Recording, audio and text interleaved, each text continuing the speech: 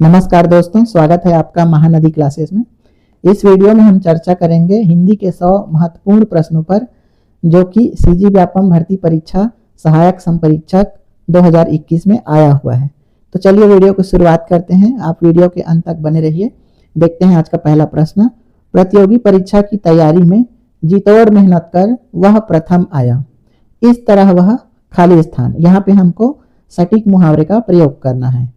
अंधों में काना राजा बन गया, अपने पैरों पर खड़ा हुआ, अपना हाथ जगन्नाथ हुआ, डूबते को तिनके का सहारा बन गया। तो प्रतियोगी परीक्षा में वह जीतोड़ मेहनत किया और प्रथम आया। इसका क्या मतलब है? वह अपने पैरों पर खड़ा हो गया। ऑप्शन बी इसका राइट आंसर हो जाएगा। अगला प्रश्न है, चुल्लू भर पानी में डूब मरना, इस मुहावरे का सटीक अर्थ है। तो चुल्लू भर पानी में डूब मरना का अर्थ बताना है। चुल्लू भर पानी में पानी भरकर आचमन करना, तो ये तो गलत है। आत्महत्या करना, ये भी नहीं है। देवता का जलाभिषेक करना, ये भी नहीं है। लज्जित होना, ये इसका सही आंसर है। चुल्लू भर पानी में डूब मरना मतलब लज्जित होना, शर्मिंदा होना। अगला प्रश्न, सात चराई सात रंग, डारे बैठिन तो एके रंग, इस कहावत का सटीक अर्थ क्या है? ऑप्शन ए है सप्त सिंधु, बी है सप्तऋषि, सी है सप्तपदी और डी है इंद्रधनुष। तो इसका जो सटीक आंसर है वो है इंद्रधनुष। सात चराई सात रंग, डारे बैठिन तो एके रंग, ये है इंद्रधनुष। नेक्स्ट क्वेश्चन है, खुशियां मनाना का समानार्थक मुहावरा है। घर में गंगा बहाना, घूरे के दिन फिरना, बंदूक छोड़ना या घी के दीपक जलाना।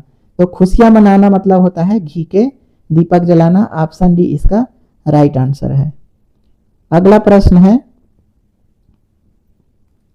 इनमें से शुद्ध वाक्य है, हमको बताना है कौन सा इनमें शुद्ध वाक्य है।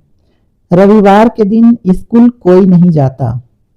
ऑप्शन बी, मैं रविवार के दिन स्कूल नहीं जाऊंगा।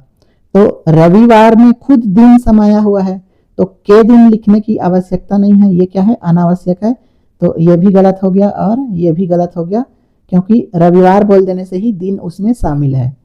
मैं रविवार को स्कूल नहीं जाता, ये इसका आंसर हो सकता है। ऑप्शन डी है, रविवार के दिन स्कूल नहीं खुलता। यहाँ भी के दिन आ गया है, तो ये भी गलत है। ऑप्शन सी इसका राइट आंसर है। नेक्स्ट क्वेश्चन, इनमें से सही शब्द रूप चुनिए। सकुशलता पूर्वक, सकुशलता और पूर्वक अलग से है। सकुशल, उपयुक्त में से कोई नहीं।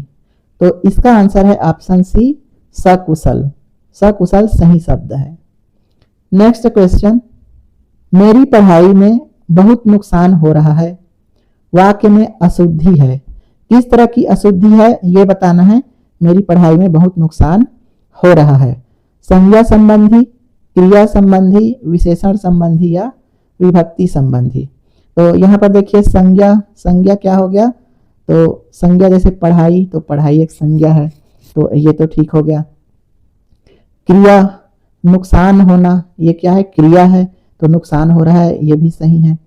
विशेषण, बहुत विशेषण है ना, कितना नुकसान हो रहा है? तो बहुत नुकसान हो रहा है, तो विशेषण भी बिल्कुल सही है। विभक्ति संबंधी अशुद्धि है इस वाक्य में। विभक्ति क्या है इसमें का? तो इसमें जो में शब्द है, ये जो में शब्द है ये क्या है? विभक्ति है। तो में के जगह होना चाहिए था का। मेरी पढ़ाई का बहुत नुकसान हो रहा है, तब ये वाक्य शुद्ध हो जाता। में यहाँ पर गलत है।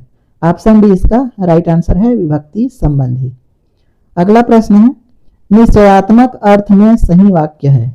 निश्चयात्मक बताना है। रमेश रोटी भी खाता है। रमेश रोटी खाता है। रमेश रोटी ही खाता है। रमेश रोटी खाता है भी। तो इसमें निश्चयात्मकता ये है ही शब्द। तो ऑप्शन सी इसका राइट आंसर हो जाएगा। यानी रमेश रोटी ही खाता है, ये एक किस चीज को दर्शा रहा है? निश्चयात्मकता को दर्शा रहा है।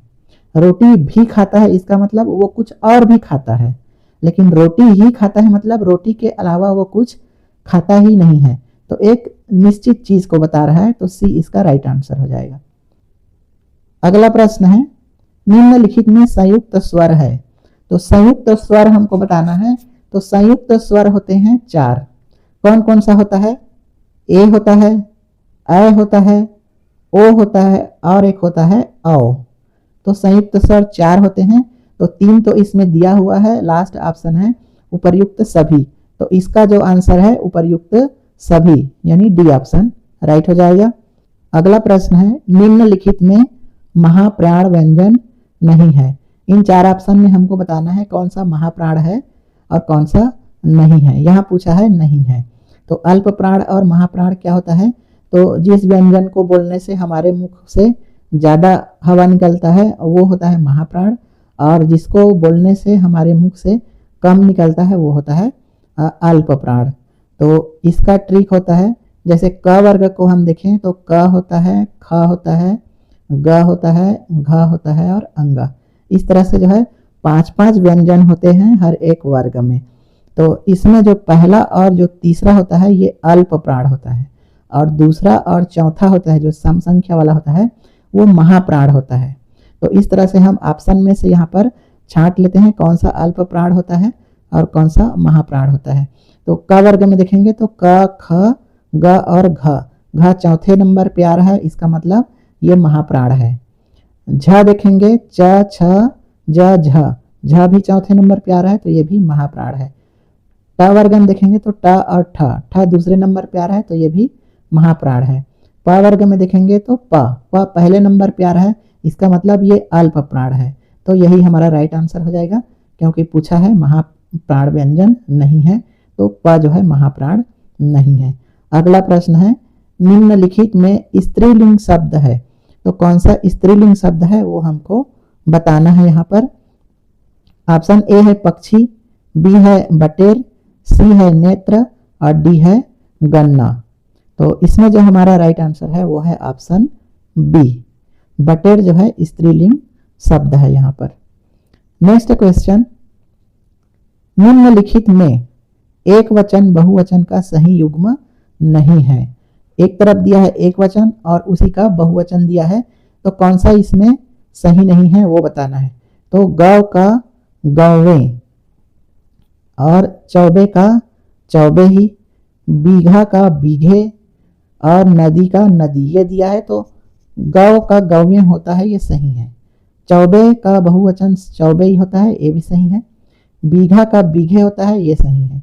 लेकिन नदी का नदी नहीं होता, नदी का नदियां होती है, तो ये गलत है। तो इसमें पूछा है कौन सा युग्म नहीं है, तो ऑप्शन डी इसका राइट आंसर हो जाएगा। अगला प्रश्न है जातिवाचक संज्ञा शब्द से निर्मित भाववाचक संज्ञा शब्द है। ऑप्शन ए को देख लेते हैं, लड़कपन। लड़कपन किससे बना है? तो लड़का से बना है, और लड़का क्या है? जातिवाचक संज्ञा है, यानी लड़का बोल देने से पूरे लड़कों की इसमें जाति आ गई, सारे लड़के उसी में आ गए। तो लड़का से लड़कपन बना है, तो ये तो जातिवाचक से भाववाचक बना है, तो ये बिल्कुल सही आंसर हो जाएगा। तो ए इसका सही आंसर है। ऑप्शन बी देख लेते हैं, बड़प्पन। तो बड़प्पन किससे बना है? तो ये बड़ा से बना है, बड़ा से बड़प्पन। तो बड़ा क्या है? तो बड़ा होना एक भाव है, तो बड़ा से बड़प्पन बना है, तो ये तो भाववाचक से ही भाववाचक बना है। चतुराई, ये चतुर से बना है, तो चतुर होना भी एक क्या है? भाववाचक संज्ञा है, तो भाववाचक संज्ञा से ही भाववाचक बना है। और ये है चढ़ाई, तो चढ़ना, चढ़ना क्या है? क्रिया है, तो ये क्रिया से भाववाचक बना है। तो ये तीनों तो इसके उत्तर नहीं है, ऑप्शन ए सही आंसर है। अगला प्रश्न है यह किसका पराक्रमी बालक है? इस वाक्य में यह किसका द्योतक है? तो हमको बताना है यह किस चीज को शो कर रहा है। पुरुषवाचक सर्वनाम, तो ये तो नहीं है। निजवाचक सर्वनाम, इसमें तो स्वयं आता है, तो ये भी नहीं है। निश्चयवाचक सर्वनाम, ये इसका राइट आंसर हो जाएगा, क्योंकि यह, वह, ये, वे, ये क्या होते हैं? निश्चयवाचक सर्वनाम है जो कि निश्चितता बताते हैं, तो सी इसका राइट आंसर हो जाएगा। संबंधवाचक सर्वनाम भी नहीं है, का, के, की होता है, ये संबंधवाचक होता है। बढ़ते हैं अगले प्रश्न की ओर। काला घोड़ा वाक्यांश में काला शब्द से वाक्यांश में क्या अंतर आया है? तो यहाँ पर एक शब्द है काला घोड़ा, तो इसमें घोड़े की विशेषता क्या है, वो काला है। तो इससे काला शब्द से इस वाक्यांश में क्या अंतर पड़ा है? ऑप्शन ए है घोड़ा शब्द को विस्तार मिला है। तो ये बिल्कुल गलत है, क्योंकि विस्तार नहीं मिला है बल्कि इसका अर्थ जो है संकुचित हो गया है।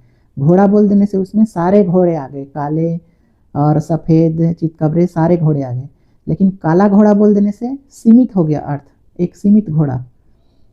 उसी तरह से बी ऑप्शन है घोड़ा शब्द की व्याप्ति मर्यादित हुई है।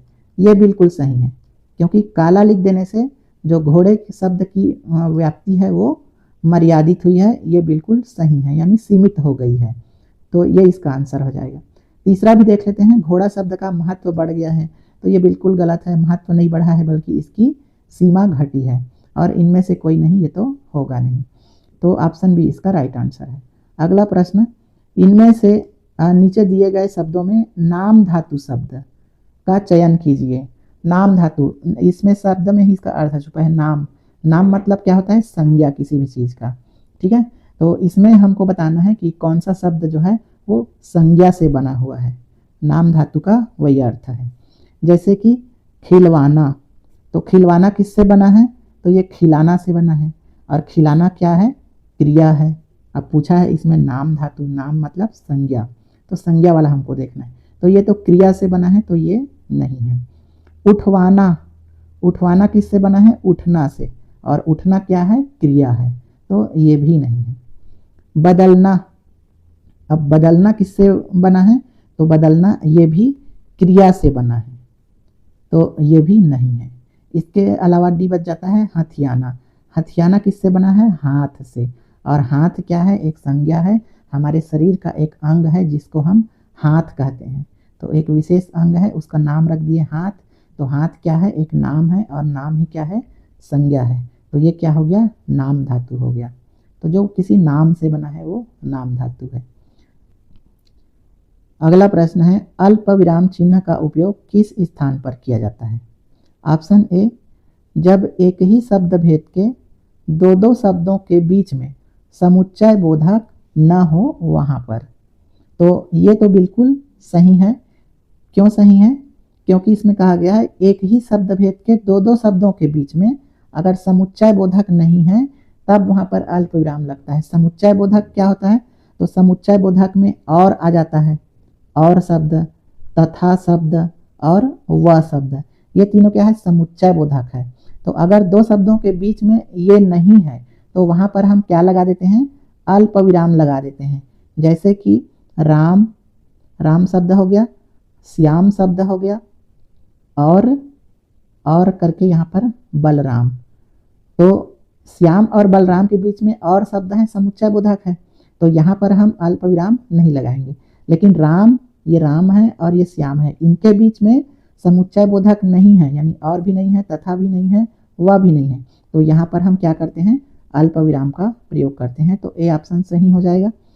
ऑप्शन बी में दिया है, जब एक ही शब्द भेद के तीन या अधिक शब्द आए और उनके बीच में समुच्चय बोधक रहे तथा अंतिम शब्द को छोड़ शेष शब्दों के पश्चात लगता है अल्प विराम। तो ये भी सही है बिल्कुल। अभी जो मैंने बताया कि जब बहुत सारे शब्द एक साथ आ रहे हों और अंतिम शब्द के बीच में समुच्चय बोधक हो, जैसे कि राम, श्याम, बलराम और राजू, तो लास्ट के दो शब्दों के बीच में और शब्द लगा हुआ है, समुच्चय बोधक है, लेकिन शुरू के तीन शब्दों में नहीं लगा है, तो उनके बीच में हम क्या लगाएंगे, अल्प विराम लगाएंगे। तो ये भी बिल्कुल सही है।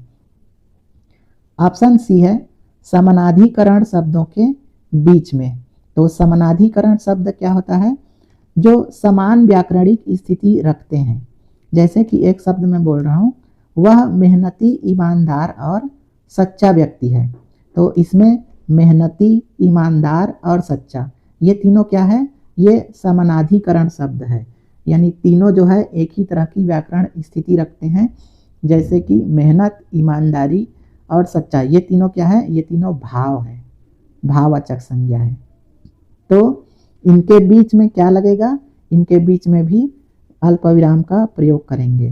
तो ये तीनों सही हैं, ऑप्शन डी इसका राइट आंसर हो जाएगा। अगला प्रश्न है, भारत की राजधानी बताओ।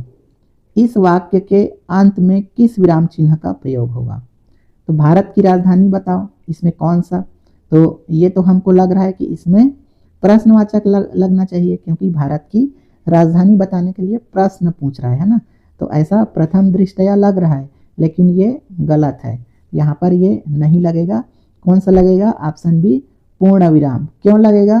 क्योंकि भारत की राजधानी बजाओ यह प्रश्नवाचक वाक्य न होकर के आज्ञावाचक वाक्य है।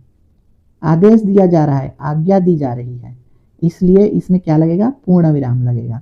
तो ऑप्शन बी इसका राइट आंसर है। बढ़ते हैं अगले प्रश्न की ओर। अगला प्रश्न है, क्यों री क्या तू आंखों से अंधी है? इस वाक्य के अंत में किस विराम चिन्ह का प्रयोग होगा? तो एक वाक्य दिया है, क्यों री क्या तू आंखों से अंधी है, तो यहाँ पर कौन सा विराम चिन्ह का प्रयोग होगा?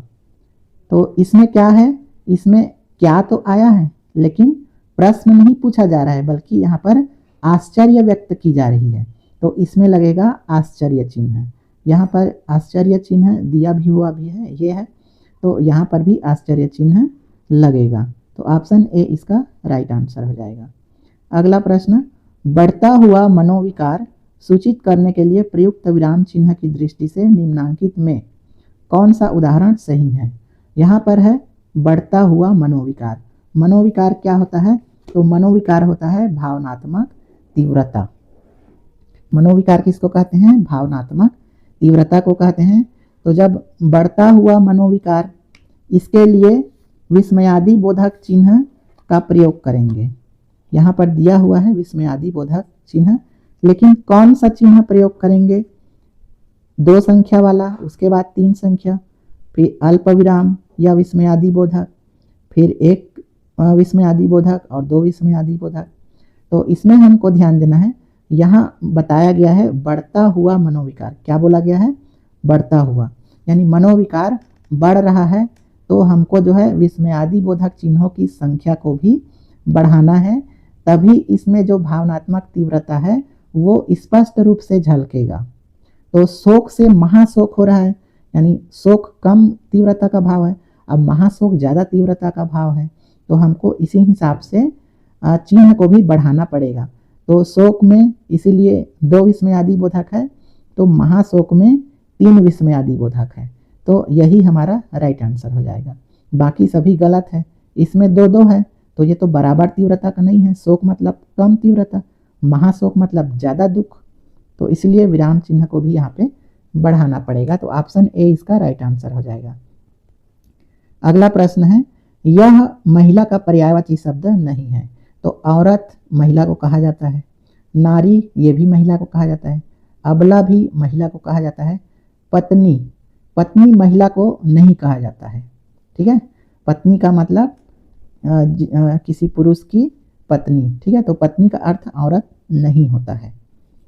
तो ये इसका राइट आंसर। नेक्स्ट है, मधुर बोलने वाले को एक शब्द में क्या कहते हैं? मृदुभाषी, सुभाषी, अल्पभाषी या बहुभाषी? तो मधुर बोलने वाले को कहा जाता है मृदुभाषी। ऑप्शन ए इसका राइट आंसर हो जाएगा।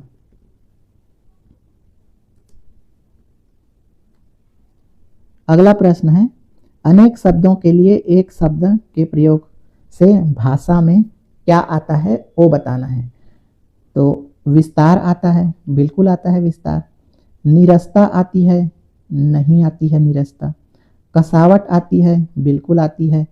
तो अब इन दोनों सही हो गए, लेकिन दोनों में से हमको एक बताना है। तो अनेक शब्दों में एक शब्द का प्रयोग करते हैं, तो उसमें इन दोनों में से जो सबसे अच्छा है वो है ऑप्शन सी, कसावट आती है।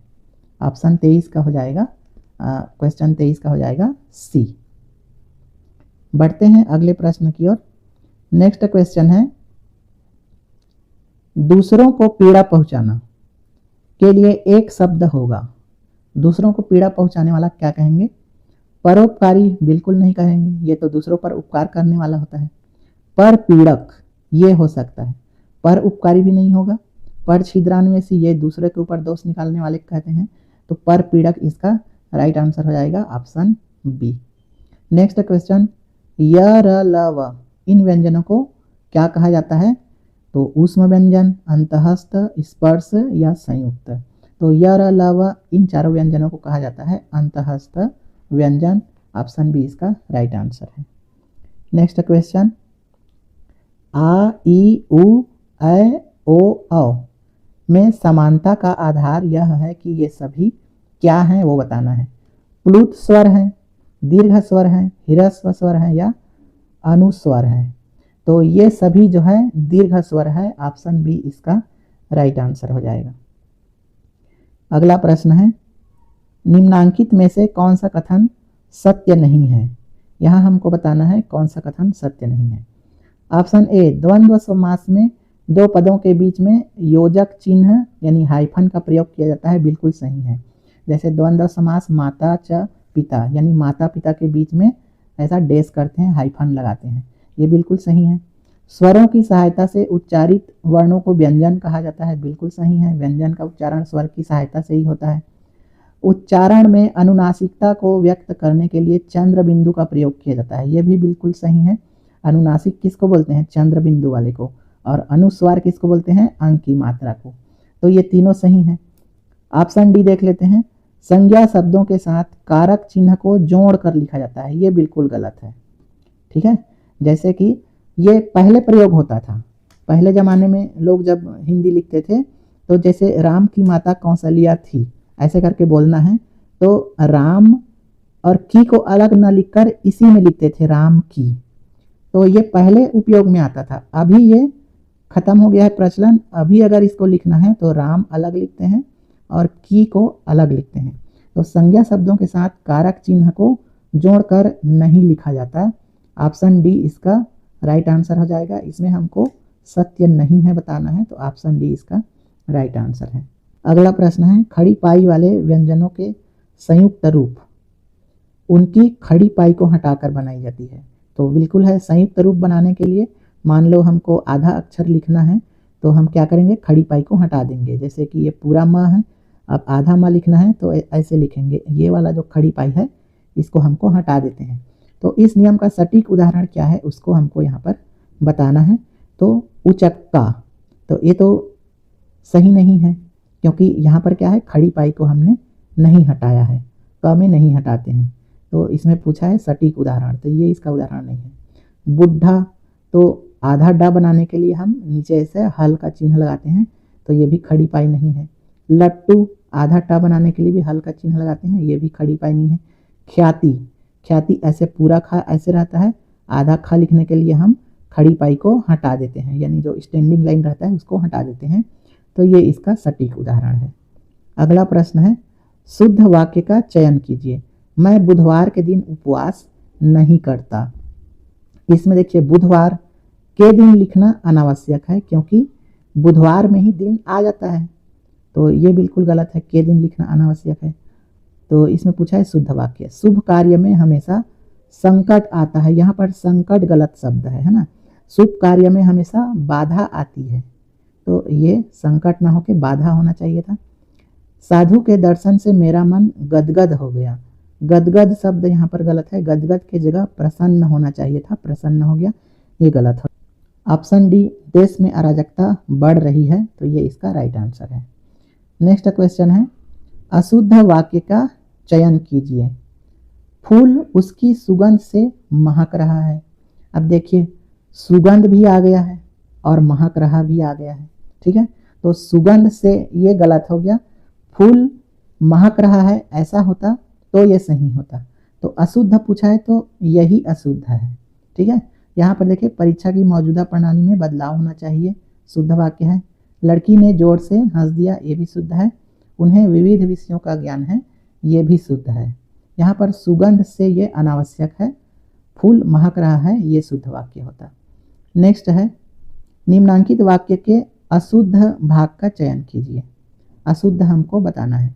भुगतान करने के लिए उसने जेब में हाथ डाला तो उसमें केवल 100 रुपये मात्र थे।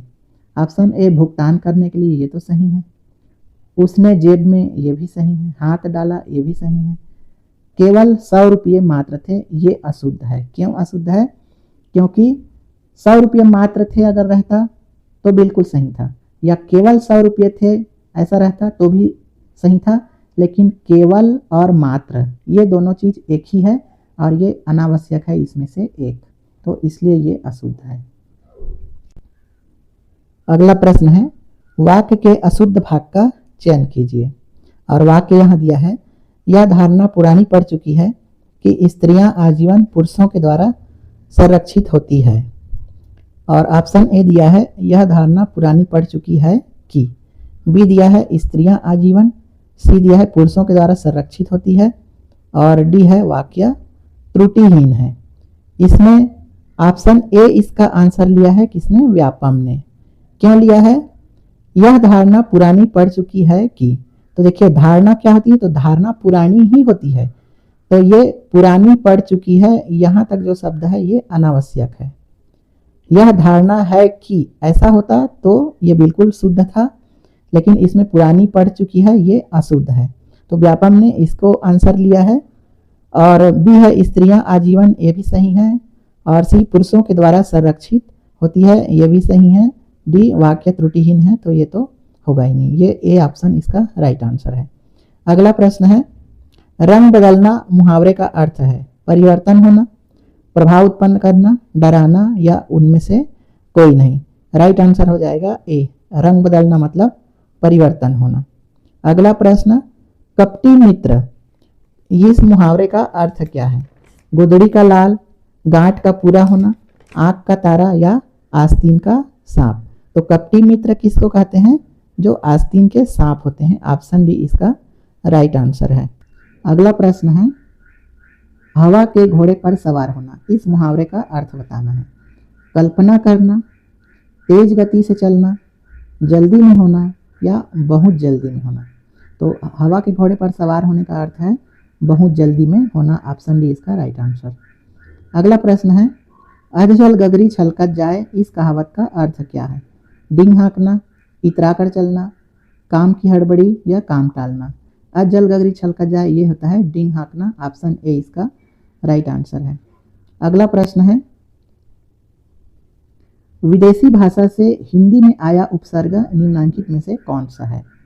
तो विदेशी भाषा का उपसर्ग बताना है। इसमें कम है, कु है, नी है और अन है। तो यहाँ पर हम देखेंगे तो ऑप्शन ए इसका राइट आंसर हो जाएगा, क्योंकि ये जो कम है ये कहाँ से आया है? तो ये फारसी शब्द से आया है। ठीक है, तो ये फारसी उपसर्ग है। बाकी ये और ये तीनों क्या है? ये दोनों जो है बी और सी, ये संस्कृत के उपसर्ग है, और अन जो है ये हिंदी का उपसर्ग है। अगला प्रश्न है, निम्नांकित में से किस शब्द में गुण संधि का प्रयोग हुआ है? राजेश, रामकुमार, विद्यार्थी, यद्यपि। तो गुण स्वर संधि में क्या होता है? तो गुण स्वर संधि में हमेशा जो स्वर हैं वो ए, ओ और अर हो जाता है। ठीक है, क्या हो जाता है? ए, ओ और अर। तो यहाँ पर राजेश में क्या हुआ है? ए हुआ है, राजेश। ठीक है, तो ए इसका राइट आंसर हो जाएगा। तो आपको याद रखना है कि गौड़ स्वर संधि में क्या परिवर्तन होता है? तो स्वर आपस में मिलकर ए, ओ और अर बन जाता है ना। तो यहाँ पर कौन सा है? ए बना है यहाँ पर, तो ए इसका राइट आंसर है। नेक्स्ट क्वेश्चन है, निम्नांकित में से अव्ययी भाव समास, आपको बताना है अव्ययी भाव समास।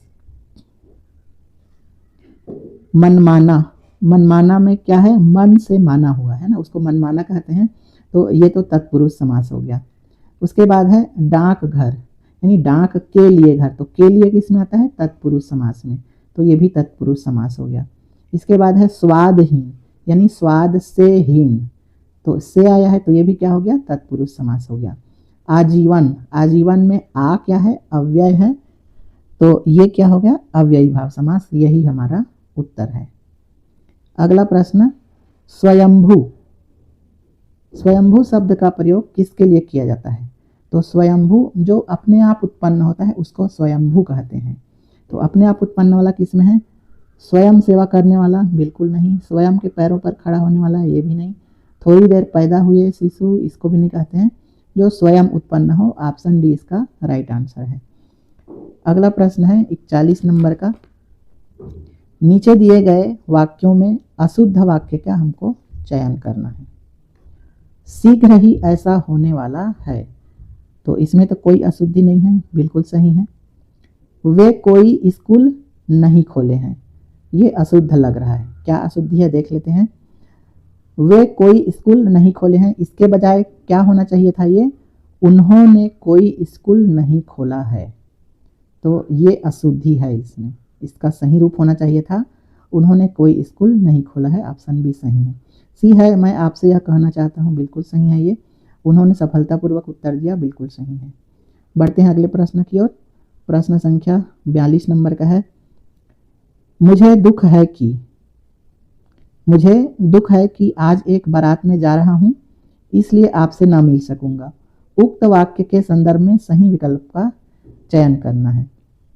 ऑप्शन ए है अल्प विराम चिन्ह का प्रयोग सही स्थान पर नहीं किया गया है, तो ये तो किया गया है अल्प विराम का।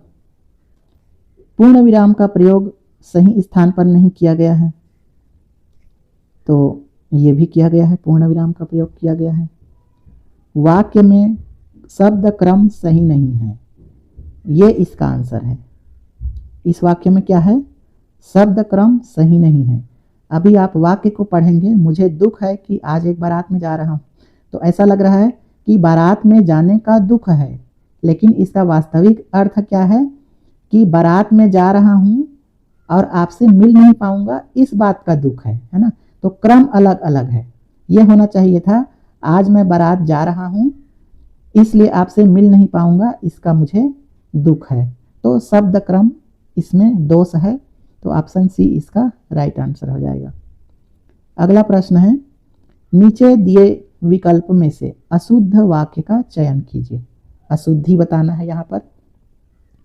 सभी श्रेणी के लोग वहां आए थे, बिल्कुल ठीक है ये।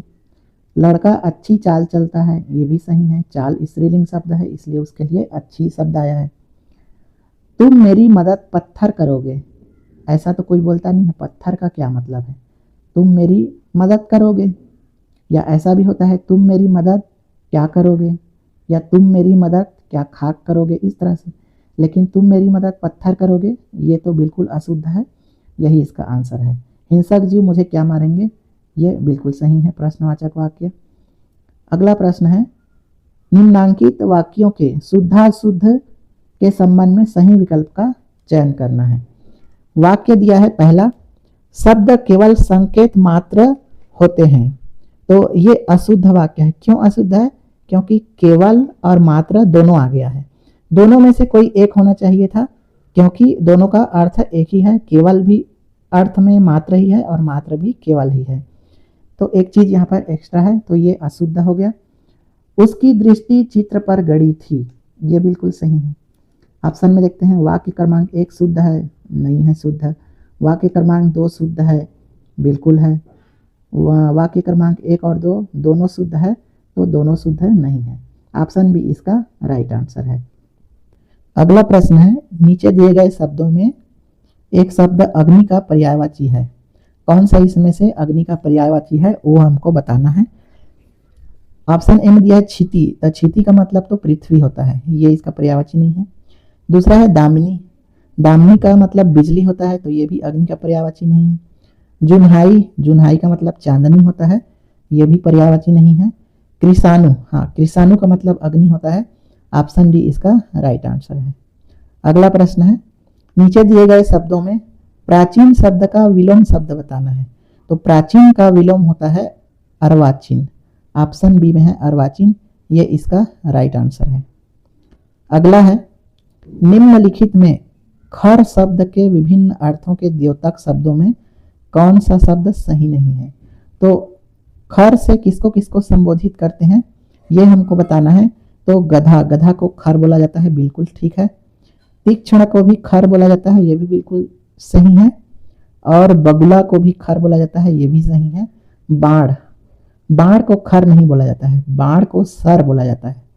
सर मतलब बाढ़, तो ऑप्शन बी इसका राइट आंसर हो जाएगा, ये खर का पर्यायवाची नहीं है। अगला प्रश्न है, रीति शब्द का अर्थ क्या है। कल्याण है, बिल्कुल है। अभ्युदय को भी ऋतु कहते हैं, निंदा इसको भी रीति कहते हैं। तो उपयुक्त तीनों सही हैं। अगला प्रश्न है, मुहावरे का स्वतंत्र प्रयोग नहीं किया जा सकता, उसे किसी वाक्य का अंग बनाना पड़ता है। ये बिल्कुल सही है। उक्त कथन के लिए निम्नलिखित में से क्या सही है? तो मुहावरे का प्रयोग स्वतंत्र रूप से नहीं करते हैं, उसको वाक्य के बीच में प्रयोग करते हैं, जबकि जो लोकोक्ति है उसको हम स्वतंत्र रूप से प्रयोग कर सकते हैं। तो ये परिभाषा मुहावरे के संबंध में बिल्कुल सही है। तो कथन अंशतः सही है, गलत। कथन पूर्णतः सही है, बिल्कुल सही है। ऑप्शन बी इसका राइट आंसर है। अगला प्रश्न है, अंधे के आगे रोए अपना दीदा खोए, इस लोकोक्ति का क्या अर्थ है? ऑप्शन ए है जहां कोई व्यवस्था या न्याय नहीं हो। ऑप्शन बी एकाधिक दुर्गुण होना। ऑप्शन सी अयोग्य व्यक्ति के सामने अपनी बात रखना। ऑप्शन डी अपनी वस्तु खराब होने पर देखने वाले को दोष देना। तो इसमें ऑप्शन सी सही है। अंधे के आगे रोए अपना दीदा खोए, इसका अर्थ है अयोग्य व्यक्ति के सामने अपनी बात रखना। बढ़ते हैं अगले प्रश्न की ओर। मुहावरा शब्द का मूल रूप महावीरा है और महावीरा शब्द किस भाषा से आया है ये हमको बताना है। अरबी से, उर्दू से, पश्तो से, इनमें से कोई नहीं। तो महावीरा शब्द आया है अरबी से। ऑप्शन ए इसका राइट आंसर है। आँच न आना, जले पर नमक छिड़कना और सिर धुनना, इन तीनों में लोकोक्ति नहीं है। तो इन तीनों में कौन सी है जो लोकोक्ति नहीं है ये बताना है। तो आँच न आना ये मुहावरा है, जले पर नमक छिड़कना ये भी मुहावरा है, और सिर धुनना ये भी मुहावरा है। तो उपर्युक्त तीनों हो जाएगा। ये तीनों जो है लोकोक्ति नहीं है, सभी मुहावरे हैं। अगला प्रश्न, तद्भव शब्द का उदाहरण है, इसमें से बताना है तद्भव शब्द कौन सा है। अलमारी, तो अलमारी तो नहीं है, ये विदेशज शब्द है। लोटा, ये भी देशज है। कर्म, कर्म तो तत्सम हो गया। आंख, ये आंख जो है ये तद्भव शब्द है। तत्सम क्या है आंख का? तो आंख का तत्सम है अक्षी, अक्षी से आंख बना है, तो ये तद्भव शब्द है। अगला है, हिनहिनाना शब्द निम्नांकित में से किसका उदाहरण है? तो तत्सम है हिनहिनाना, बिल्कुल नहीं है, ये संस्कृत का शब्द है ही नहीं। तत्सम मतलब संस्कृत के शब्द। तद्भव है, तद्भव भी नहीं है, ये संस्कृत से हिंदी में आया हुआ भी नहीं है। ये विदेशी शब्द भी नहीं है, ये क्या है? देशज शब्द है। तो हिनहिनाना एक देशज शब्द है। अगला प्रश्न है, निम्नांकित में से विदेशी शब्द का चयन कीजिए। कौन सा शब्द इसमें विदेशी है ये हमको बताना है। ऑप्शन ए है चश्मा, तो ये बिल्कुल सही है। चश्मा किस भाषा का शब्द है? तो चश्मा जो है फारसी भाषा का शब्द है, इसलिए ये सही है। जबकि भैंस, चांद और अगिन, ये तीनों क्या है? ये देशज शब्द है, तो ये इसका राइट आंसर हो जाएगा चश्मा। अगला प्रश्न है, निम्नांकित में से समान उच्चारित भिन्नार्थक शब्द युग्म को चुनिए। तो समान उच्चारित भिन्नार्थक क्या होता है? जो उच्चारण में समान हो लेकिन उसके अर्थ भिन्न हो। जैसे धीरे धीरे, तो धीरे धीरे उच्चारण तो दोनों का समान है, अर्थ भिन्न नहीं है, दोनों का अर्थ सेम ही है। धीरे धीरे का अर्थ है स्लो होना। हाथों हाथ, उच्चारण में दोनों ठीक लग रहे हैं लेकिन अर्थ एक ही है, हाथ है। अनल और अनिल, ये इसका आंसर है। क्यों है? अनल का मतलब होता है अग्नि और अनिल का अर्थ होता है हवा। तो दोनों उच्चारण में समान है लेकिन अर्थ भिन्न है, तो ऑप्शन सी इसका राइट आंसर है। घर द्वार, ये तो समान उच्चारण ही नहीं है दोनों का। अगला प्रश्न है, निम्नलिखित उपसर्ग युक्त शब्द, ये सभी उपसर्ग युक्त शब्द हैं चारों, उनमें से एक शब्द मूलतः हिंदी का शब्द नहीं है। तो कौन सा जो है हिंदी का शब्द नहीं है उसको हमको अलग करना है। यहाँ पर है बेचारा, तो ये बे उपसर्ग से बना है और बे उपसर्ग क्या है? ये फारसी का उपसर्ग है। तो इसमें पूछा है कौन सा हिंदी का नहीं है, तो यही हमारा उत्तर हो जाएगा, क्योंकि बेचारा में बे जो उपसर्ग है ये फारसी है। अचेत में ये हिंदी का है, निहत्था में नी भी हिंदी का है और भरपूर में भर भी हिंदी का है। बढ़ते हैं अगले प्रश्न की ओर। विसर्ग संधि शब्द का चयन कीजिए। इसमें हमको विसर्ग संधि बताना है। अधोगति, अधोगति इसका संधि करेंगे, संधि विच्छेद तो क्या हो जाएगा, अधः धन गति। तो अधः में क्या है, विसर्ग लग गया है, तो यही विसर्ग संधि है। नेक्स्ट है, कौन सा शब्द अव्ययी भाव समासिक शब्द है? निडर, कामचोर, मृदुमंद या आशातीत। तो इसमें जो अव्ययी भाव वाला शब्द है समासिक शब्द वो है निडर। ऑप्शन ए इसका राइट आंसर हो जाएगा। तो ये अव्ययी भाव समास है। कामचोर क्या है, तो ये तत्पुरुष समास है। मृदुमंद ये कर्मधारय समास है और आशातीत ये भी तत्पुरुष समास है। तो ऑप्शन ए इसका राइट आंसर है। अगला प्रश्न है, पीछे पीछे चलने वाला के लिए सटीक शब्द बताना है। यहाँ पर अनुयायी, अनुगामी, अग्रगामी या अन्यतम। तो ए और बी एक जैसे लग रहा है, लेकिन अनुयायी मतलब जो अनुसरण करता है और अनुगामी, अनु मतलब पीछे, गामी मतलब चलने वाला, तो पीछे चलने वाला, तो अनुगामी सही उत्तर हो जाएगा। नेक्स्ट प्रश्न है, संधि क्या है? दो वर्णों के मेल से होने वाला विकार, दो वर्णों के मेल से बनने वाला शब्द, दो वर्णों के मेल से बनने वाला व्यंजन, दो वर्णों के मेल से बनने वाला स्वर। तो स्वर और व्यंजन ये तो नहीं होगा। दो वर्णों के मेल से बनने वाला शब्द, तो दो वर्णों के मेल से जो बनता है वो शब्द ये समास कहलाता है। और दो वर्णों के मेल से होने वाला विकार ये संधि है। तो ऑप्शन ए इसका राइट आंसर है। अगला प्रश्न है, किस संधि के आधार पर देवैश्वर्य शब्द का गठन हुआ है? देवैश्वर्य शब्द का संधि बताना है यहाँ पर। तो इसका संधि विच्छेद करेंगे तो ये हो जाएगा देव धन ऐश्वर्य। तो देव में अ आ रहा है लास्ट में और ऐश्वर्य में ए आ रहा है। तो अ और ए मिलके क्या बन जाते हैं, ऐ बन जाते हैं। तो क्या हो रहा है, दोनों मिलके वृद्धि कर रहा है, बड़ा स्वर बन रहा है। तो ये हो जाएगा वृद्धि स्वर संधि। तो ऐ बन रहा है, ठीक है। तो ये है वृद्धि स्वर संधि। अगला प्रश्न है, अतएव में खाली स्थान संधि है। अतएव में कौन सी संधि है ये हमको बताना है। तो अतएव का संधि विच्छेद करेंगे तो बनेगा अतः धन एव। तो अतः में ये विसर्ग लगा हुआ है, तो ये हो जाएगा विसर्ग संधि। नेक्स्ट क्वेश्चन है, विसर्ग के बाद स्वर या व्यंजन के मेल से जो विकार होता है उसे क्या कहते हैं? तो विसर्ग के बाद हो रहा है तो इसे कहेंगे विसर्ग संधि। ऑप्शन डी इसका राइट आंसर है। नेक्स्ट क्वेश्चन, गुलाब शब्द है। तो गुलाब शब्द क्या है, व्यक्तिवाचक है, जातिवाचक है, भाववाचक है, पदार्थवाचक है। तो गुलाब तो कोई भाव नहीं है, ये पदार्थ भी नहीं है, ये कोई निश्चित फूल भी नहीं है। जबकि गुलाब कह देने से क्या है, जितने भी गुलाब की प्रजाति है पूरे गुलाब आ जा रहे हैं, यानी ये क्या है, जातिवाचक संज्ञा है, पूरे गुलाब की जाति को ये शो कर रहा है। अगला प्रश्न है, निश्चयवाचक सर्वनाम का उदाहरण है। कौन सा इसमें निश्चयवाचक सर्वनाम है? यह, कोई, जैसा, कौन। तो इसमें जो निश्चयवाचक है वो है ऑप्शन ए यह। चार तरह के निश्चयवाचक होते हैं, यह, वह, ये और वे। तो चार निश्चयवाचक सर्वनाम होते हैं। अगला प्रश्न है, मेधावी छात्र किस विशेषण का उदाहरण है? तो छात्र की विशेषता क्या है कि वो मेधावी है, यानी छात्र का क्या है मेधावी होना, उसका गुण है। तो ये हो जाएगा गुणवाचक विशेषण। ऑप्शन सी इसका राइट आंसर है। अगला प्रश्न है, निम्नांकित में से अकर्मक क्रिया के उदाहरण है।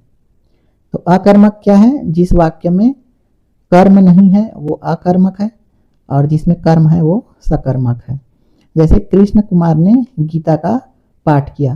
कृष्ण कुमार ये कर्ता हो गए, क्या किया उन्होंने, पाठ किया। तो पाठ क्या है, कर्म हो गया और किया जो है ये क्रिया हो गया, तो ये सकर्मक है। इसमें पूछा है अकर्मक, तो ये तो नहीं है। उसने भरपेट भोजन किया, तो उसने कर्ता हो गया क्या किया, भोजन, तो भोजन कर्म हो गया, यानी इसमें भी कर्म है, तो ये भी नहीं है। डी देखते हैं, उसने कुत्ते को लाठी से मारा, तो उसने ये कर्ता हो गया। किसको मारा, कुत्ते को मारा, तो कुत्ते को ये हो गया कर्म, तो कुत्ता यहाँ पर कर्म है। ठीक है, मारना क्या है, क्रिया है, तो ये भी नहीं है।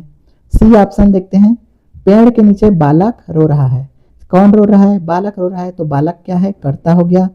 रो रहा है यानी रोना क्या हो गया, क्रिया हो गई, तो इसमें कर्ता है और क्रिया है, यहाँ पर कर्म नहीं है, तो इसलिए ये अकर्मक है। बढ़ते हैं अगले प्रश्न की ओर। किसी भाषा के मूल शब्द को कहते हैं, क्या कहते हैं, तत्सम शब्द, देसी शब्द, तद्भव शब्द या विदेशी शब्द। तो किसी भाषा के मूल शब्द को कहते हैं तत्सम शब्द, ऑप्शन ए। अगला क्वेश्चन, इनमें से कौन सा शब्द देशज नहीं है, तो जो देशज नहीं है उसको हमको बताना है। नींद, तेंदुआ, ठेस या खिड़की। तो इसमें जो देशज नहीं है वो है नींद। नींद क्या है, तद्भव शब्द है, निद्रा का तद्भव है नींद, और तेंदुआ, ठेस और खिड़की ये सभी देशज हैं। अगला प्रश्न है, अपील शब्द किस भाषा से संबंधित है, उर्दू से, फारसी से, अरबी से या अंग्रेजी से। इसका उत्तर हो जाएगा अंग्रेजी से, तो अपील अंग्रेजी का शब्द है। अगला प्रश्न है, निम्नांकित में से देशज शब्द कौन सा है। दुकान, तो दुकान तो ये फारसी शब्द है, तो ये विदेशी शब्द हो गया। नशा, ये भी फारसी शब्द है, ये भी विदेशी हो गया। मलाई, ये भी विदेशी शब्द है, जबकि डिबिया, ये डिबिया हमारा देशज शब्द है। अगला प्रश्न है, स्रोत के आधार पर ठेस शब्द किस श्रेणी के अंतर्गत आता है। तो ठेस शब्द तत्सम, ये तो नहीं हो सकता, संस्कृत का नहीं है, ये तद्भव भी नहीं है, ये विदेशी भी नहीं है, तो ये देशज शब्द है, तो ऑप्शन सी इसका राइट आंसर है। अगला प्रश्न है, गल्फ शब्द, गल्फ शब्द हिंदी में किस भाषा से लिया गया है। तो गल्प का मतलब होता है कहानी, कहानी को गल्प कहते हैं, तो ये किस भाषा का शब्द है, तो ये है बांग्ला भाषा का शब्द। अगला प्रश्न है, निम्नलिखित में तत्सम तद्भव का सही युग्म नहीं है, कौन सा सही युग्म नहीं है ये बताना है। घोटक, घोड़ा, तो ये सही युग्म है, घोटक तत्सम है, घोड़ा तद्भव है। घट, ये तत्सम है, उसका घड़ा तद्भव है। कृष्ण, ये तत्सम है, कान्ह तद्भव है, जबकि घपला या गड़बड़ ये तत्सम तद्भव नहीं है, ये सभी क्या है, देशज शब्द है या संकर शब्द है, तो ऑप्शन सी इसका राइट आंसर है, ये तत्सम तद्भव का युग्म नहीं है। नेक्स्ट क्वेश्चन है, लीची शब्द हिंदी भाषा में किस भाषा से आया है। तो लीची शब्द किस भाषा से आया है, अरबी से, अंग्रेजी से, पुर्तगाली से या चीनी से। लीची शब्द चीनी शब्द है, इसको आपको याद रखना है। नेक्स्ट क्वेश्चन, कौन सा शब्द सरस्वती का पर्यायवाची नहीं है। वाग्देवी, वाग्देवी तो सरस्वती कहते हैं, तो ये बिल्कुल सही है। भारती, भारती भी कहते हैं सरस्वती को। महाश्वेता, श्वेत कमल पर बैठती है इसलिए महाश्वेता भी कहते हैं इसको, ये भी ठीक है। और श्रीदेवी, श्रीदेवी इनको नहीं कहा जाता है, क्योंकि श्रीदेवी कहते हैं लक्ष्मी जी को, श्री का मतलब लक्ष्मी होता है ना, तो जो लक्ष्मी भगवान है उनको श्रीदेवी कहा जाता है, तो सरस्वती का पर्यायवाची नहीं है, ऑप्शन डी। नेक्स्ट क्वेश्चन है, तम का विलोमार्थक शब्द है। तम, तम यानी अंधेरा होता है, इसका विलोम क्या हो जाएगा, तो इसका विलोम हो जाएगा आलोक। अंधकार, ये तो उसका समानार्थी हो गया, तिमिर भी समानार्थी हो गया, और तमिस्त्रा भी हो गया। आलोक यानी प्रकाश होता है, तम यानी अंधेरा, ऑप्शन डी इसका राइट आंसर। अगला प्रश्न है, अनेकार्थी शब्द जलज के अर्थ को निम्नांकित में से कौन सा शब्द व्यक्त नहीं करता। जलज, जलज, इस ज का मतलब समझिए, ज का मतलब जन्म लेना, तो जो जल में उत्पन्न होता है उसको कहते हैं जलज, जैसे कि कमल, तो कमल क्या है, ये जलज है। शंख, ये भी जल में उत्पन्न होता है, तो ये भी जलज है। सेवार, सेवार किसे कहते हैं, सेवार कहते हैं काई को। तो ये भी जल में उत्पन्न होता है, तो ये भी ठीक है। हमको बताना है कौन सा नहीं है। जाल, जाल शब्द जो है जलज का पर्यायवाची नहीं है या अनेकार्थी नहीं है, तो ऑप्शन डी इसका राइट आंसर हो जाएगा। अगला प्रश्न है, कौन सा शब्द अंतर्धान का पर्यायवाची नहीं है? तो अंतर्धान मतलब लुप्त होना, बिल्कुल है। अदृश्य होना, बिल्कुल है। ओझल हो जाना, ये भी ठीक है। ऑप्शन डी अंतर्निहित होना, ये इसका पर्यायवाची नहीं है। अगला हम देखते हैं, रचना के अनुसार वाक्य के कितने भेद होते हैं? रचना के आधार पर देखना है। तो रचना के आधार पर वाक्य के 3 भेद होते हैं। ऑप्शन सी इसका राइट आंसर है। कौन कौन सा 3 होता है? सरल वाक्य, मिश्र वाक्य और संयुक्त वाक्य। 3 तरह के वाक्य होते हैं। अगला प्रश्न है, निम्नलिखित में परिणाम बोधक संकुचित वाक्य है। यहाँ पर देखिए परिणाम बोधक। ऑप्शन ए है, ग्रह और उपग्रह सूर्य के आसपास घूमते हैं, तो इसमें तो कोई परिणाम नजर नहीं आ रहा है, तो ये तो नहीं है। इस समय वह गौतम के नाम से नहीं वरन बुद्ध के नाम से प्रसिद्ध हुआ, इसमें भी कोई परिणाम तो दिख नहीं रहा है। पत्ते सूख रहे हैं इसलिए पीले दिखाई दे रहे हैं। और डी है, न उनमें पत्ते न फूल थे, तो ये तो नकारात्मक जैसी चीज हो गई, ये भी नहीं है। यहाँ पर इसलिए जो शब्द है ये किसको बताता है? ये परिणाम को बताता है। पत्ते सूख रहे हैं इसलिए पीले दिखाई दे रहे हैं, यानी पत्ते सूखने के परिणाम स्वरूप वो पीले दिख रहे हैं। तो ऑप्शन सी क्या है? परिणाम बोधक वाक्य है।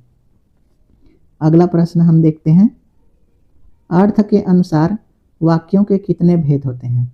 तो अर्थ के अनुसार वाक्य के कितने भेद होते हैं? 8 भेद होते हैं। ऑप्शन ए इसका राइट आंसर है। कौन कौन सा 8 भेद होता है? विधानवाचक वाक्य, निषेधवाचक वाक्य, आज्ञावाचक वाक्य, प्रश्नवाचक वाक्य, इच्छावाचक वाक्य, संदेहवाचक वाक्य, विस्मयादि बोधक वाक्य और संकेतवाचक वाक्य। इस तरह से अर्थ के अनुसार 8 भेद होते हैं वाक्य के, और रचना के आधार पर 3 भेद होते हैं, सरल वाक्य, संयुक्त वाक्य और मिश्र वाक्य। अगला प्रश्न है, निम्नलिखित में से कौन सा वाक्य निषेधवाचक है? निषेध यानी नकारात्मक है। राजा नगर में नहीं आए, ये नकारात्मक है, बिल्कुल ठीक है। जिस देश में राजा नहीं रहता वहाँ की प्रजा को शांति नहीं मिलती है, ये भी सही है, ये भी नकारात्मक आया है, नहीं नहीं शब्द आया है। राजा नगर में नहीं आए इसलिए आनंद नहीं मनाया गया, यह भी बिल्कुल ठीक है। उपयुक्त सभी निषेधात्मक हैं, तो ऑप्शन डी इसका राइट आंसर हो जाएगा। किस विराम चिन्ह का प्रयोग शब्दों के युग्म में अथवा शब्दों को दोहराने में किया जाता है? तो शब्द के जोड़े के बीच में कौन सा विराम चिन्ह लगता है, यह बताना है। जैसे माता पिता, तो माता पिता के बीच में कौन सा चिन्ह लगता है? दोनों एक जोड़ा है, तो ऐसे छोटा सा डेश लगता है, उस डेश को कहते हैं योजक चिन्ह। अथवा शब्दों को दोहराने में भी किया जाता है, जैसे एक ही शब्द 2 बार आ गया, मान लो बार बार आ गया, बार बार, तो इन दोनों के बीच में एक छोटा सा डेश लगाते हैं, उसको योजक चिन्ह कहा जाता है। तो शब्दों को दोहराने या फिर युग्म शब्द के बीच में योजक चिन्ह लगता है। ऑप्शन ए इसका राइट आंसर है। नेक्स्ट क्वेश्चन है, हर्ष, आश्चर्य, करुणा, घृणा, भय, निषाद आदि मनोभावों को प्रकट करने के लिए वाक्य के अंत में किस विराम चिन्ह का प्रयोग किया जाता है? तो हर्ष, घृणा वगैरह को व्यक्त करने के लिए कौन सा चिन्ह होता है? विस्मयादि बोधक चिन्ह। ऑप्शन डी इसका राइट आंसर है। अगला प्रश्न हम देखते हैं, किसी उद्धरण के अंतर्गत कोई दूसरा उद्धरण होने पर दूसरे उद्धरण के प्रारंभ व अंत में किस विराम चिन्ह का प्रयोग किया जाता है? तो ये है 87 नंबर का। इसको समझ लेते हैं पहले। किसी उद्धरण चिन्ह के अंतर्गत, मान लो ये कोई उद्धरण चिन्ह है, ये डबल उद्धरण चिन्ह है, ठीक है, और कोई दूसरा उद्धरण होने पर, तो किसी उद्धरण के अंदर में, इसके अंदर में और कोई उद्धरण है, तो उसके अंत और प्रारंभ में हम किसका प्रयोग करेंगे? ठीक है, तो जो पहले वाला उद्धरण चिन्ह रहता है, बड़ा वाला उद्धरण, उसमें डबल इन्वर्टेड कामा लगाते हैं, यानी दोहरा उद्धरण चिन्ह, और जो अंदर वाला रहता है उसमें हम सिंगल उद्धरण चिन्ह लगाते हैं, इकहरा उद्धरण चिन्ह।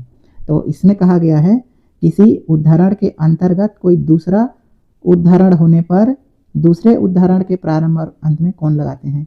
तो ये पहला उदाहरण हो गया और इसके अंदर वाला दूसरा हो गया। तो दूसरे में हम क्या लगा रहे हैं, इकहरा उदाहरण चिन्ह है। तो ऑप्शन सी इसका राइट आंसर हो जाएगा। इन्वर्टेड कामा की बात की गई है वहां पर। अगला क्वेश्चन है, किस पद में उपयुक्त विराम चिन्ह लगा है। यहाँ पर हमको बताना है इसमें से किस में उपयुक्त विराम चिन्ह है। यहाँ पर देखें, doctor Surendra Raizada MPhD D.Litt। तो यहाँ पर देखिए डॉक्टर में यहाँ पर बिंदी नहीं लगा है, MA में भी बिंदी नहीं लगा है, और MA और PhD दो अलग अलग डिग्री है। यहाँ पर ऐसा कुछ कामा वगैरह भी नहीं लगा है, तो इसमें तो सही से प्रयोग नहीं हुआ है। डॉक्टर में भी यहाँ पर डॉट नहीं है, यहाँ पर देखिए PhD में यहाँ पर डॉट नहीं है, यहाँ विराम चिन्ह नहीं है। D.Litt में भी यहाँ पर डॉट डॉट नहीं है, तो ये भी गलत हो गया। सी है, डॉक्टर में तो ठीक है, सुरेंद्र रायजादा भी ठीक है, MA में डॉट डॉट नहीं है, इसलिए ये भी गलत हो गया। लास्ट ऑप्शन है डॉक्टर, डॉट है, ठीक है। सुरेंद्र रायजादा, ये भी ठीक है, और कामा से इसको अलग किया गया है, ये भी सही है। MA भी बिल्कुल सही है, और इसमें जो है ये अर्धविराम का चिन्ह लगाया गया है। क्यों लगाया गया है वो मैं बताता हूँ। PhD में भी सभी में डॉट है, ये भी सही है, और D.Litt में भी डॉट है, तो ये भी सही है। अर्धविराम का चिन्ह इसलिए लगाया गया है, यहाँ पर कॉमा भी हो सकता था, यानी अल्प विराम भी हो सकता था, लेकिन अर्धविराम इसलिए लगाया गया है क्योंकि MA और PhD ये अलग अलग तरह के डिग्री हैं, ठीक है। D.Litt भी अलग तरह की है, तो ये अलग अलग हैं तीनों, इसलिए यहाँ पर अर्धविराम लगाया गया है। अगर ये एक जैसे होते, जैसे मान लो BA MA इस तरह से होता, तो वो एक ही तरह का है, तो उनके बीच में अल्प विराम आता, लेकिन ये अलग अलग है, MA अलग है, PhD अलग है, D.Litt अलग है, इसलिए इनमें अर्धविराम लगा है। ऑप्शन डी इसका राइट आंसर है। अगला प्रश्न है, सार्थक शब्दों का व्यवस्थित समूह जिससे कोई सम्यक अर्थ प्रकट होता है कहलाता है। तो सार्थक शब्दों का समूह, तो शब्दों का समूह वाक्य कहलाता है। ऑप्शन सी इसका राइट आंसर है। अगला प्रश्न, भारतीय टीम के कप्तान सचिन तेंदुलकर ने जोरदार छक्का मारा, इस वाक्य में विधेय की पहचान कीजिए। यहाँ पर हमको क्या पहचानना है, विधेय। सबसे पहले हम जान लेते हैं कि वाक्य के दो हिस्से होते हैं, एक उद्देश्य होता है। उद्देश्य क्या होता है, जिसके बारे में बात कही जा रही है वो उद्देश्य है। जैसे यहाँ पर सचिन तेंदुलकर के संबंध में बात की जा रही है, तो सचिन तेंदुलकर उद्देश्य हो गया। और विधेय क्या होता है, तो विधेय वह होता है जो उद्देश्य के बारे में बताया जा रहा होता है, या उद्देश्य के द्वारा जो क्रिया की जा रही होती है उसको हम विधेय कहते हैं। जैसे सचिन तेंदुलकर ये उद्देश्य हो गया, और सचिन तेंदुलकर जो काम कर रहे हैं, जैसे छक्का मार रहे हैं, तो वो क्या हो गया, उसका विधेय हो गया। तो छक्का मारना यहाँ पर क्या है, विधेय है। तो ऑप्शन डी में है छक्का मारना, तो ये इसका सही उत्तर हो जाएगा। इसको एक बार और अच्छे से समझ लीजिए। वाक्य के दो हिस्से होते हैं, एक को बोलते हैं उद्देश्य, एक को बोलते हैं विधेय। उद्देश्य क्या होता है, कर्ता जो होता है वो उद्देश्य होता है, किसी काम को करने वाला उद्देश्य है, और उसके संबंध में जो बात कही जा रही है या वह जो काम कर रहा है उसको विधेय कहते हैं। जैसे सचिन तेंदुलकर सब्जेक्ट है जिसको हम उद्देश्य कहेंगे, और सचिन तेंदुलकर के द्वारा जो काम किया जा रहा है यानी छक्का मारा जा रहा है, तो ये उसका विधेय कहलाएगा। अगला प्रश्न है, अच्छा अब तुम घर जाओ, अर्थ की दृष्टि से यह किस प्रकार का वाक्य है। अच्छा अब तुम घर जाओ, तो ये किस तरह का वाक्य है। यहाँ पर हम देखेंगे ये है आज्ञावाचक। यहाँ पर क्या बोला जा रहा है, घर जाने को कहा जा रहा है, मतलब उसको आज्ञा दी जा रही है, तो ये आज्ञार्थक है। अगला प्रश्न हम देखते हैं, पंडित जवाहरलाल नेहरू ने कहा था कि 15 अगस्त 1947 को भारत का अपनी नीति से साक्षात्कार हो रहा था। यह किस प्रकार का वाक्य है। तो यह जो वाक्य है यह मिश्रित वाक्य है। मिश्रित वाक्य में क्या होता है, दो या दो से अधिक वाक्य होते हैं, एक प्रधान वाक्य होता है और एक उसका आश्रित उपवाक्य होता है। तो यहाँ पर पंडित जवाहरलाल नेहरू ने कहा था, ये इतना जो है ये क्या है, ये प्रधान उपवाक्य है। और की से लेकर के अंतिम तक ये क्या है, ये उसका आश्रित उपवाक्य है। तो दो वाक्यों से मिलकर बना है ये। और इसमें जो ये की शब्द है, तो ये की शब्द क्या है, तो ये योजक चिन्ह है। तो की शब्द से ये दोनों वाक्य जुड़े हुए हैं, इसलिए ये क्या है, मिश्र वाक्य है। अगला प्रश्न है, निर्दयी, विरहणी, नरक, इन तीनों शब्दों के संदर्भ में कौन सा विकल्प सही है। निर्दयी शब्द शुद्ध है, विरहणी शब्द शुद्ध है, नरक शब्द शुद्ध है, या उपयुक्त तीनों शब्द शुद्ध है। तो इसको व्यापम ने विलोपित किया है, लेकिन इसका अगर हम एनालिसिस करें तो इसमें जो तीनों शब्द में कौन सा विकल्प सही है कहा गया है, तो वो है सी, यानी नरक शब्द शुद्ध है। जबकि निर्दयी का निर्दय होता है, निर्दय शुद्ध है। विरहणी नहीं होता, जबकि विरहणी होता है, हाँ में भी छोटा ही होता है, वो शुद्ध है। लेकिन व्यापम ने इसको विलोपित किया है। अगले प्रश्न की ओर बढ़ते हैं। निम्नांकित शब्दों में से जो शब्द शुद्ध है उसका चयन कीजिए। कौन सा शब्द इसमें शुद्ध है। तो यहाँ पर हम देखते हैं अनुग्रह या अनुग्रह दिया है, तो अनुग्रह एक गलत है, जबकि इसका सही होता है अनुग्रह।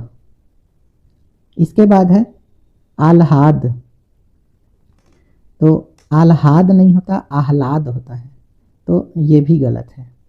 और ये है सुगंधी, तो सुगंधी भी गलत है, या तो सुगंध होता है या सुगंधित होता है, तो ये भी गलत है।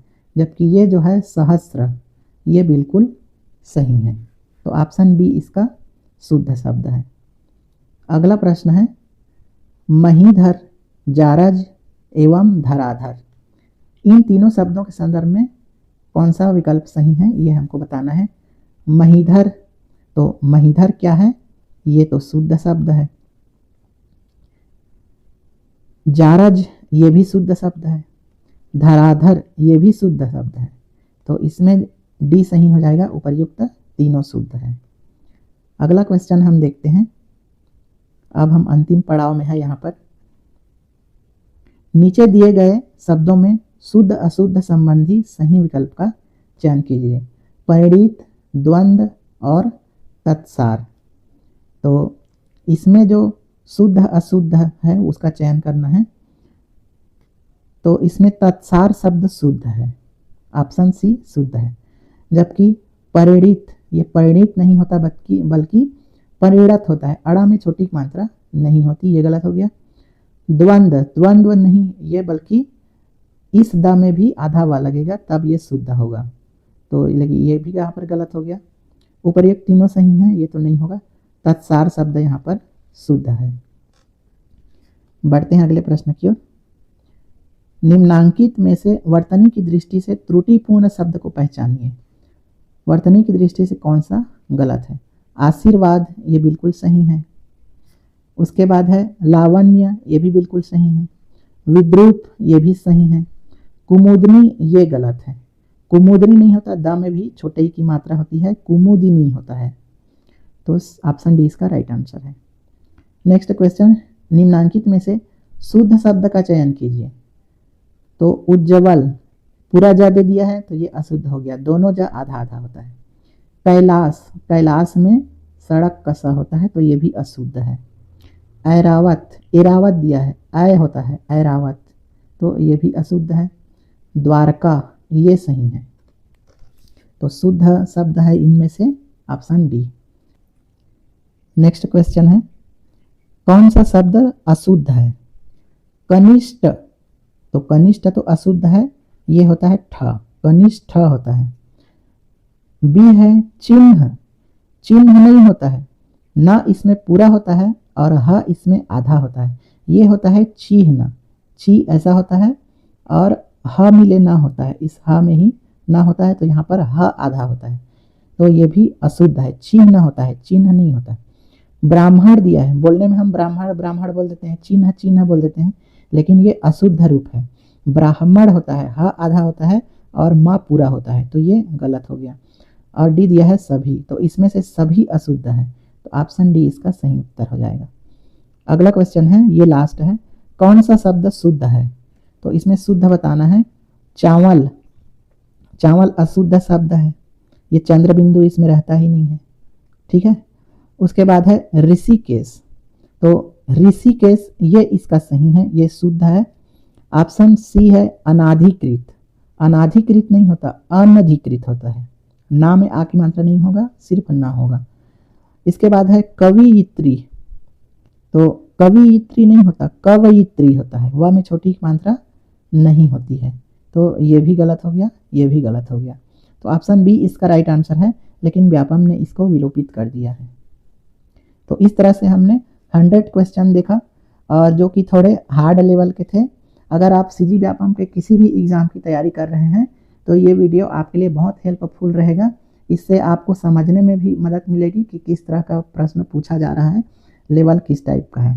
तो अगर ये वीडियो आपको अच्छा लगा है तो वीडियो को लाइक कीजिए, चैनल को सब्सक्राइब कीजिए। यहाँ तक बने रहने के लिए बहुत बहुत धन्यवाद।